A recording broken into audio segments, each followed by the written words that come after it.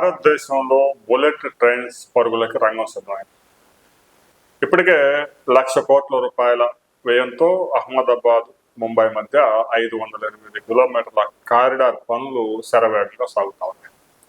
Japan సాంకేతిక పరిజ్ఞానంతో పాటుగా జపాన్ ఇంజనీర్ల పర్యవేక్షణలో ఆ ప్రాజెక్ట్ నిర్మాణం వేగంగా జరుగుతుంది.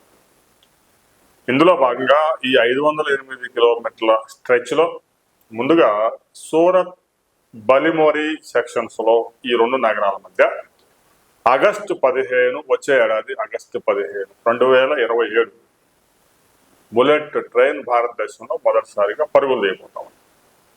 ఆ తర్వాత ఏడాది కాలంలో సూరత్ వాపి మధ్య, ఆ తర్వాత అహ్మదాబాద్ సూరత్ మధ్య, మొత్తంగా అహ్మదాబాద్ ముంబైలోని థానే అనే ప్రాంతానికి ఈ బుల్లెట్ ట్రైన్స్ పరుగులు తీయబోతా ఉన్నాయి.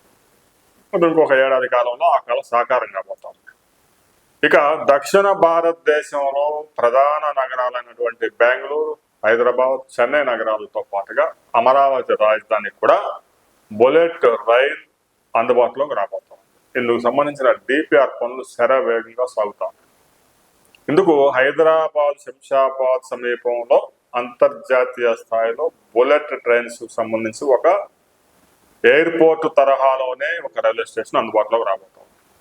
హైదరాబాద్ నుంచి పూణే సెక్షన్, హైదరాబాద్ నుంచి బెంగళూరు, హైదరాబాద్ నుంచి చెన్నై, అమరావతి రాజధాని మీదుగా ఈ 3 సెక్షన్లు ట్రైన్స్ అన్ని కూడా హైదరాబాద్ నుంచి ఆపరేట్ చేసే విధంగా దాదాపు 1,200 కిలోమీటర్ల పైగా ఈ రైల్వే లైన్ కి సంబంధించి డిపిఆర్ పనులు శరవేగంగా సాగుతూ ఉన్నాయి. రాబోయే కొద్ది రోజుల్లోనే డిపిఆర్ సిద్ధమైన తర్వాత పనులకు టెండర్స్ పిలిచి బుల్లెట్ ట్రైన్లు దక్షిణ భారతదేశంలో రాబోయే 4-5 సంవత్సరాల్లో పరుగులు తీయించేందుకు సిద్ధమవుతున్నట్లు కేంద్ర ప్రభుత్వం ప్రకటించింది.